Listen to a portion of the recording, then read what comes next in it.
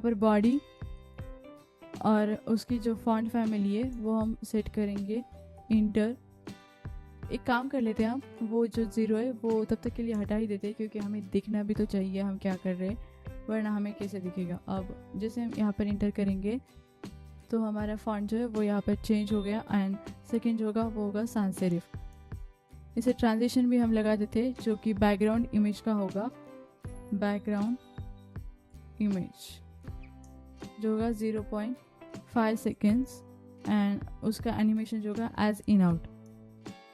Background size वो होगी cover, जो कि जो भी हम इमेज यहाँ पर डालने वाले हैं बाद में, मैंने आपको स्टार्टिंग में जो मैंने इंट्रो दिया था इस ऐप का, तो बताया था कि हमारे वेदर चेंजिंग के हिसाब से हमारी बैकग्राउंड इमेज जो है वो भी चेंज होती है। तो उसके लिए हम यहाँ पर लिख रहे हैं, क्योंकि जब हमारी इमेज चेंज होगी तो वो पूरी जो बैकग्राउंड है उसने वो कवर किया होगा, वरना अगर इमेज के विड्थ और हाइट से उसने कवर लिया तो वो जो ऐप है वो ब्रेक हो जाएगी और कुछ अच्छा नहीं दिखेगा उसका यूआई।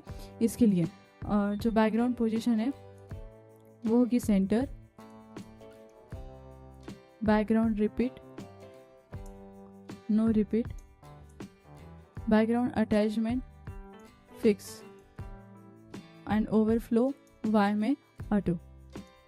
इसके नीचे इस बॉडी के स्टाइलिंग के नीचे जो हमने मेन एक ड्यू, सबसे पहले एक ड्यू लिया था जो कि था हमारा ये वाला एनिमेशन कंटेनर का ड्यू, जिस पर आईडी लगी हुई है एनिमेशन कंटेनर, उसे हम स्टाइल करेंगे, जो कि है एनिमेशन कंटेनर, जिसकी पोजीशन स्टार्टिंग में हम कर देंगे फिक्स, टॉप से 0, लेफ्ट से 0, विड्थ से 100%, हाइट से होगी 100%, पॉइंटर इवेंट जो कि वो यहाँ पर नन कर देंगे हम, एंड ओवरफ्लो हिडन कर देंगे।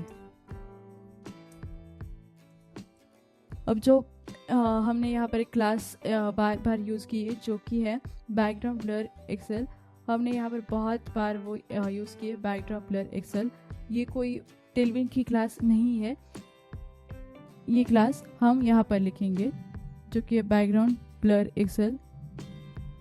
ये क्लास नेम इसलिए हम डॉट, और CSS में क्या होता है, अगर हमने HTML के एलिमेंट को अगर हमें डिज़ाइन करना है, स्टाइल करना है, हमारे स्टाइल और CSS में आईडी का रेफरेंस लेके उस स्पेसिफिक टैग और उस स्पेसिफिक एलिमेंट को अगर स्टाइल करना हो तो वो अगर आईडी हो तो वो हम लेते हैं हैश, जैसे हमने यहाँ पर ली हैश एनिमेशन कंटेनर, क्योंकि वो आईडी थी। अगर हम क्लास से ले रहे तो वो होगा डॉट और वो क्लास नेम, तो हम क्लास से दे रहे हैं। और अगर वो टैग होगा तो सिंपली हम कुछ भी ना यूज़ करके सिंपली वो टैग नेम जो है वो यूज़ कर लेते हैं, तो स्टाइलिंग वहाँ पर लग जाती है। अब बैकड्रॉप ब्लर एक्सेल में हम क्या लिखेंगे, बैकड्रॉप जो फिल्टर है वो कर देंगे हम ब्लर बाय 20 पिक्सल। इसके नीचे एक वेब किट।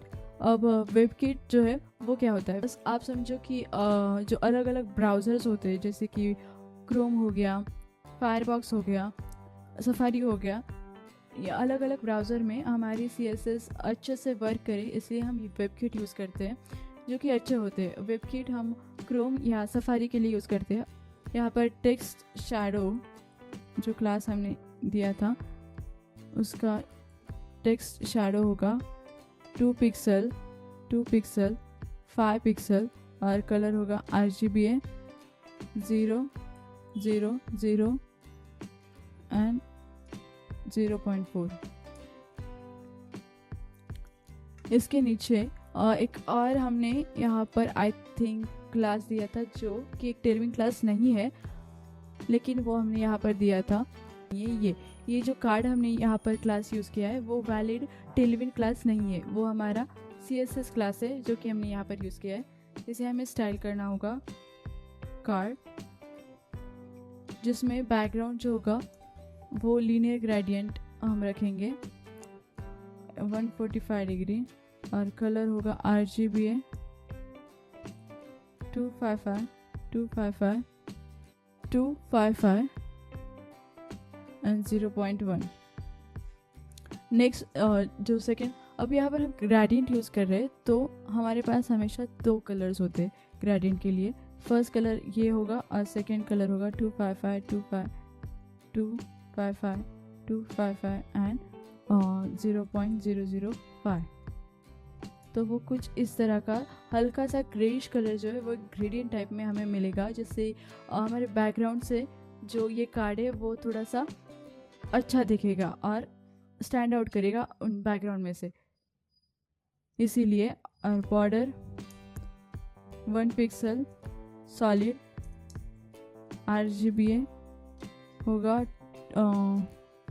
2 और इसे ट्रांजिशन जो कि transform 0.3 seconds is box shadow 0.3 second is कुछ ऐसे। और अगर हमारे कार्ड पर जो जब होवर हो तो उसके लिए भी हम एक ट्रांसफॉर्म इफेक्ट यहाँ पर लगा देते हैं, जो कि वाई एक्सिस से ट्रांसलेट करेगा -5 पिक्सल में।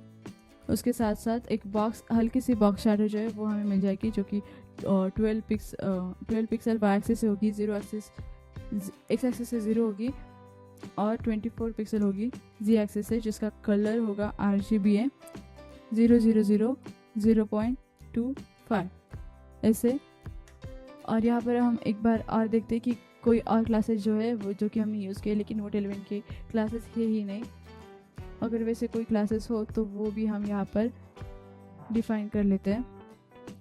आई थिंक अभी के लिए तो कोई क्लास वैसा है नहीं जो हमने यहाँ पर यूज़ किया है, और वो टेलविन का क्लास है। तो ये तो हमने बिल्ड कर लिया। अब हम जाएंगे हमारे जावास्क्रिप्ट में, जहाँ पर हम हमारी जावास्क्रिप्ट लिखेंगे, जिससे हमारी जो ये ऐप है वो एक्चुअल में फंक्शन कर सके। तो हमें जाना होगा अब हमारे जावास्क्रिप्ट में, जहाँ पर हम एक्चुअल में वर्क करेंगे।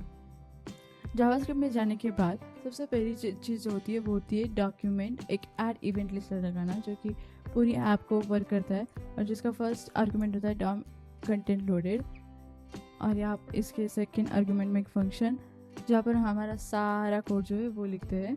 अब जावास्क्रिप्ट में आने के बाद हमेशा से मैं जो फर्स्ट थिंग करती हूँ वो होती है डॉम एलिमेंट सेट करना। अब हमने हमारी HTML में जो है अलग अलग आईडीज़ लेकर अलग अलग ड्यू में अलग अलग आईडीज़ यूज़ की होती है, वो हमें अक्सर याद नहीं आती या फिर दिक्कत होती है बार बार देखने में। इसके लिए हम यूज़ करते हैं डॉम एलिमेंट्स के, उसे हम सेट करते हैं। सपोज़ हम क्या कर रहे हैं, यहाँ पर कुछ ग्लोबल वेरिएबल्स डिक्लेयर कर रहे हैं जो कि हमें हेल्प करेंगे हमारे HTML से हमारे जावास्क्रिप्ट को ज्वाइन करने में। जैसे हमने एक आईडी दी है सर्च फ्रॉम आईडी दी है, तो वो हम यहाँ पर लेंगे कुछ इस तरह से। हम लेके ही देखते हैं जो हमारी कहाँ पर गई। सपोज ये वेदर कंटेंट की जो आईडी है, यहाँ पर वेदर कंटेंट की आईडी अब हम इसे 0 कर देंगे। और सपोज ये जो आईडी है वेदर कंटेंट, अब मुझे ये वाला ड्यू वहाँ पर जावास्क्रिप्ट में इसमें थोड़ी सी फंक्शनैलिटी लिखनी थी, लेकिन क्या मैं ऐसा करूँगी कि फिर से और यहाँ पर आऊँगी, वेदर कंटेंट है देखूँगी, फिर से जाऊँगी, फिर से यहाँ पर आऊँगी, फिर get by element by ID करूँगी और वहाँ पर लूँगी, फिर यूज़ करूँगी। वैसा नहीं चलता, वैसा हमें बहुत सिरदर्द होगा। इसके लिए हम क्या करते हैं, जावास्क्रिप्ट में डॉम एलिमेंट सेट करते हैं। डॉम एलिमेंट्स बेस्ट पर्पज़ है। मैं आपको यहाँ पर एक सेट करके दिखाती हूँ। कॉन्स्ट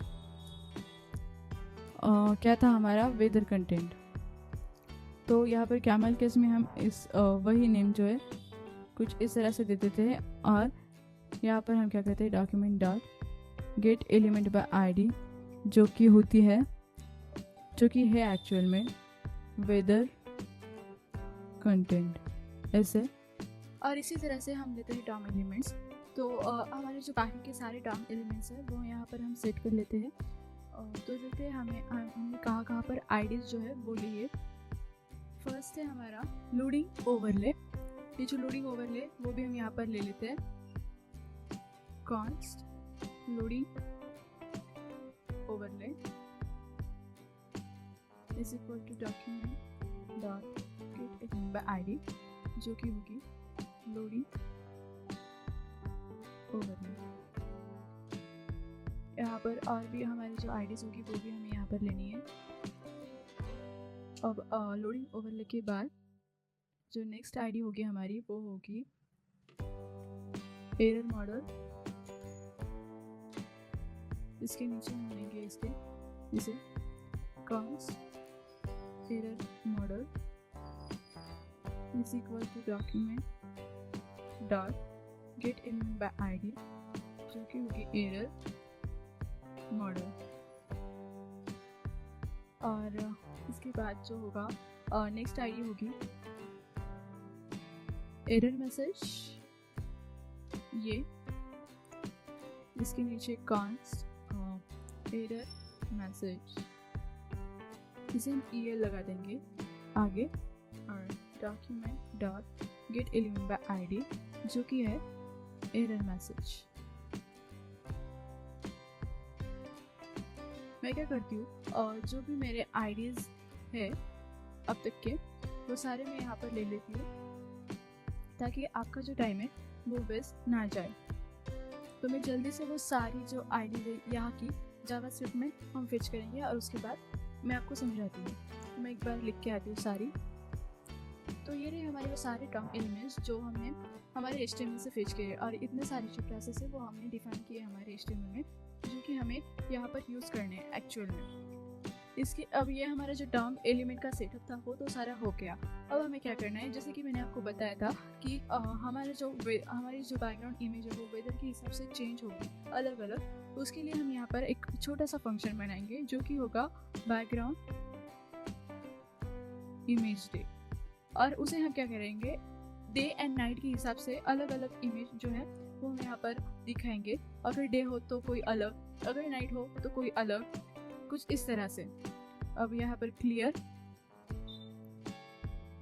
जो सीजन्स हो गए, जो वेदर्स हो गए, वो हमारे क्या क्या हो गए। एक तो क्लियर होगा, मतलब क्लियर वेदर जहाँ पर सिर्फ ठीक ठाक होगा, सब ठीक ठाक होगा। उसके बाद एक क्लाउडी, तो क्लाउड्स,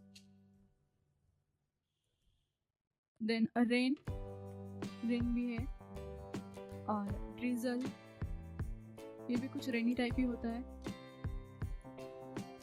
थंडर, स्टॉर्म,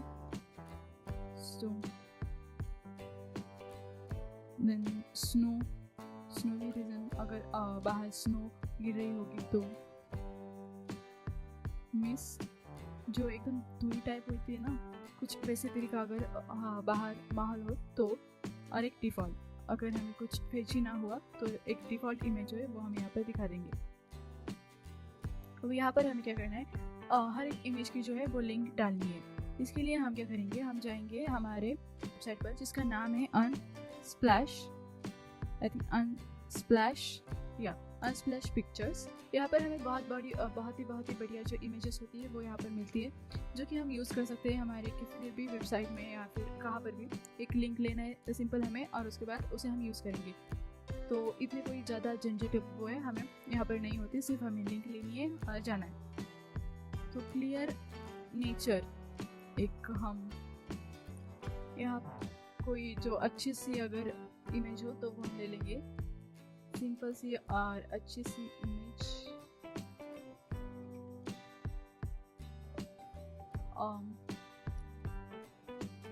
हम ये ले लेते हैं जो कि थोड़ी अच्छी और बढ़िया लग रही है।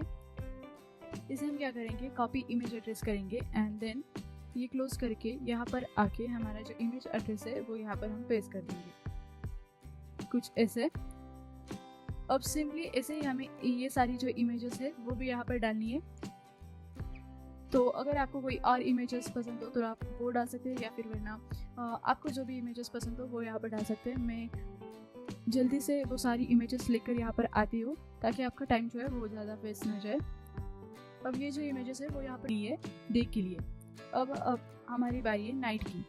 तो ये इमेजेस जो है वो जो डे का वेदर होगा, अगर डे होगा तो वहाँ पर ये इमेजेस हमें दिखाई देगी, वरना अगर नाइट हो तो उसके लिए हम सेम यही करेंगे, लेकिन वहाँ पर इमेजेस अलग होगी।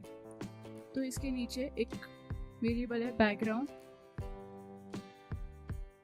इमेज, डे के अलावा हम यहाँ पर नाइट कर देंगे, और यहाँ पर भी हमें सिंपली यही जो वेदर से वही लेना है और वहाँ पर इमेजेस डालनी है। तो वो भी मैं यहाँ पर लेकर आती हूँ। अगर आपको कोई अलग इमेजेस पसंद हो तो आप वो ले सकते हैं। अब हमें टाइम बहुत ही ज़्यादा इम्पोर्टेंट है, इसके लिए मैंने यहाँ पर मेरे पास जो इमेजेस थी मैंने जो इकट्ठा करके रखी थी, तो वो इमेजेस की लिंक जो है वो यहाँ पर मैंने डाल दी है। अब सारी इमेजेस यहाँ पर आ गई है और अब हमारा जो एक्चुअल में फंक्शनलिटी है वो यहाँ पर बिल्ड कर सकते हैं। इसके लिए फर्स्टली जो है हम एक फंक्शन बनाएंगे जो कि एक्चुअल में हमारा वेदर API से फेच करेगा। अब इसमें हम API यूज़ करने वाले हैं क्योंकि हमारे पास तो वेदर है नहीं और ये ऐप जो है वो एक रियल टाइम ऐप है, तो हमें ऑल ओवर द वर्ल्ड का जो वेदर है वो चाहिए। इसके लिए हम यहाँ पर APIs का यूज़ करेंगे और इस वीडियो में आप देखेंगे कि एक्चुअल में API से डेटा फेच कैसे होता है, हम APIs किसे फेच करते हैं, उनमें से जो JSON फाइल्स आती है उनमें से हम डेटा लेते हैं, वो सारा कुछ आप इस वीडियो में वो भी सीखेंगे। तो यहाँ पर हम एक फंक्शन बनाएंगे जो कि फेच वेदर नाम का, जो कि एक असिंक्रोनस फंक्शन होगा जिसमें वैल्यूज होगी लैट, लैंड एंड सिटी। अब लैंड एंड लैट क्या है? Land and latitude and longitude. अब वेदर हो तो हमें लैटिट्यूड एंड लॉन्गिट्यूड तो चाहिए। एक्चुअली लैंड नहीं है, ये है लॉन्गिट्यूड। थोड़ी सी मैथ लेंगे लेकिन इतनी भी नहीं कि आपको समझ में नहीं आएगी, थोड़ी सी बेसिक टाइप। लेकिन ये फंक्शन बनाने से पहले हम क्या करेंगे, एक और फंक्शन बनाएंगे जो कि एक्चुअल में हमें क्या करेगा, हमारी जो लोडिंग स्टेट है वो दिखाएगा। अगर हमारा डेटा हमारे API से फेच हो रहा है उस वक्त हमें जो एक लोडर दिखाई देगा, तो वो लोडर जो है वो कब दिखाना है कब नहीं दिखाना है वो हम यहाँ पर सेट करेंगे। इसके लिए एक कॉन्स्ट शो लोडिंग नाम का जो फंक्शन है वो यहाँ पर बना लेती हूँ,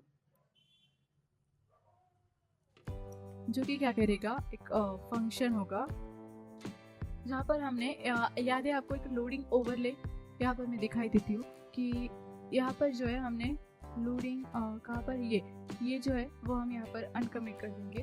अब ये जो लोडिंग ओवरले है मतलब ये लोडिंग दिखाता है, वो इसकी आईडी लेकर हम वहाँ पर करेंगे कि हमें हमारा कब लोडिंग दिखाना है और कब लोडिंग नहीं दिखाना। तो लोडिंग ओवरले डॉट जो क्लास लिस्ट है वो रिमूव कर दो हिडन को, और इसमें जो लोडिंग ओवरले क्लास लिस्ट यहाँ पर हम ऐड कर देंगे फ्लेक्स। अब ये जो loading dot class list dot add ये जो है इसे हम सिंपली हमारी जो HTML एंड CSS मतलब जो हमारी CSS है वो हम ऐड या रिमूव कर सकते हैं, यानी कि कुछ चेंजेस हम कर सकते हैं हमारे CSS में कुछ इस तरह से।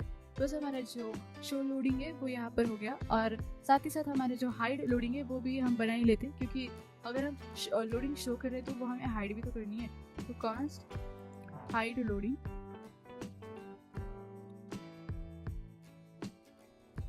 जहाँ पर जो लोडिंग डॉट क्लास लिस्ट होगी डॉट यहाँ पर हमने ऊपर रिमूव किया था, अब यहाँ पर हम हिडन को ऐड करेंगे क्योंकि हाइड है। और loading dot class list dot remove, क्या रिमूव करेंगे हम? फ्लेक्स जो हमने ऊपर लगाया था, सिंपल सी बात है ना। एंड देन जो वेदर कंटेंट है उसका क्लास लिस्ट की जो ओपेसिटी है उसे भी हम रिमूव कर देंगे 0 से, यानी कि वो विजिबल हो जाएगी ऐसे। अब हम यहाँ पर हमारा जो फंक्शन है ये वेदर मैच फेच वेदर का वो हम लिख सकते हैं।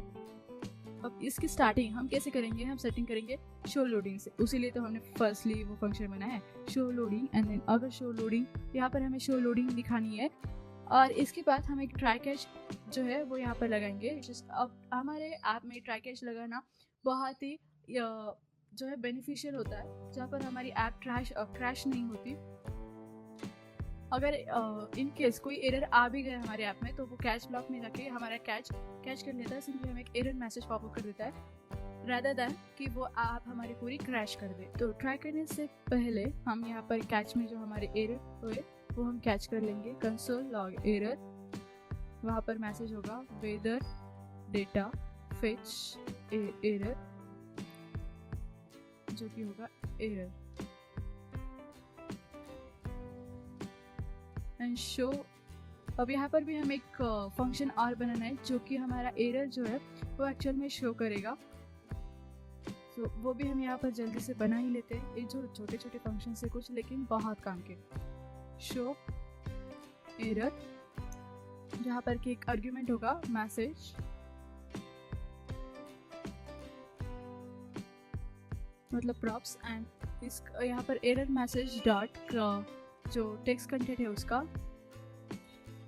वहाँ पर जो मैसेज हमने दिया है वो हम यहाँ पर अपडेट कर देंगे। एंड देन एरर मॉडल जो है उसका क्लास लिस्ट रिमूव कर देंगे जो कि हिडन था by default,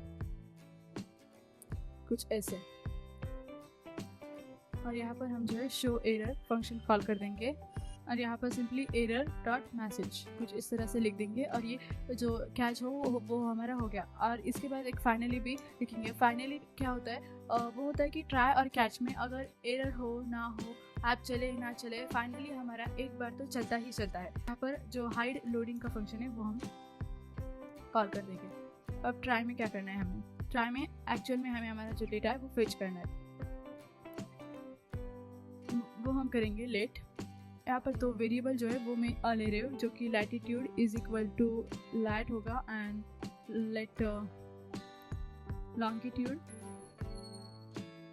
is equal to lon, जो है लॉन वो होगा।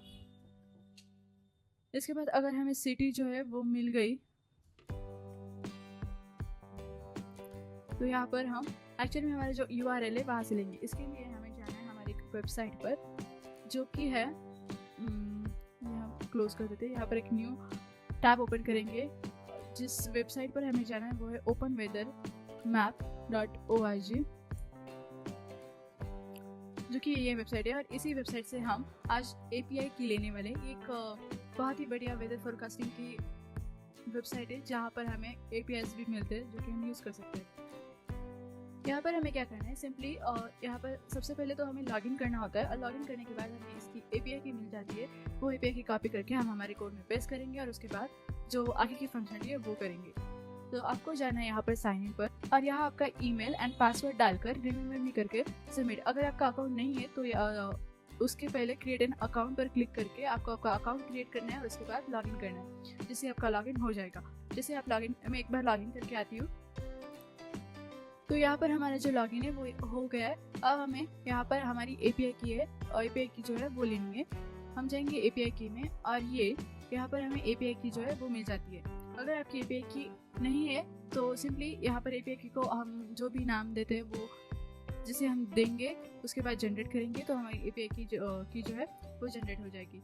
अब हम इसे कॉपी करेंगे, कॉपी, और इसे हमें हमारे ऐप में पेस्ट करनी है।